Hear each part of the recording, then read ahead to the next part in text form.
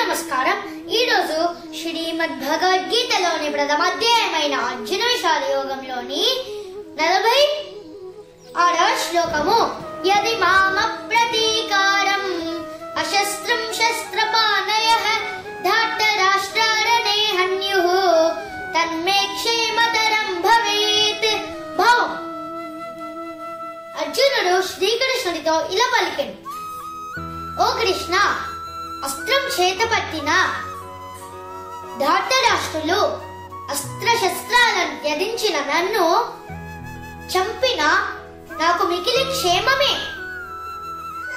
47వ శ్లోకము. సంజయ ఉవాచ ఏవముక్త్వార్జునః సంఖ్యే రథోపస్థ ఉపావిశత్ విసృజ్య సశరం చాపం శోక సంవిఘ్న మానసః. సంజయుడు ధృతరాష్ట్రుడితో ఇలా పలికెను: ఓ రాజా, ఈ విధంగా అర్జునుడు దీన స్థితిలో తన ధనుర్బాణాలను త్యజించి శోక సంవిఘ్న మానసుడై రథం యొక్క వెనక భాగమున పడిపోయాడు.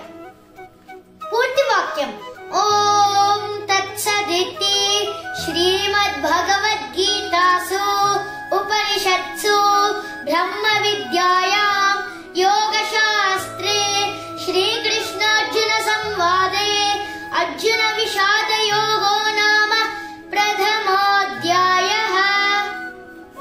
ప్రథమోధ్యాయము ఈ విధంగా సమాప్తం. ఓం శ్రీకృష్ణార్పణమస్తు.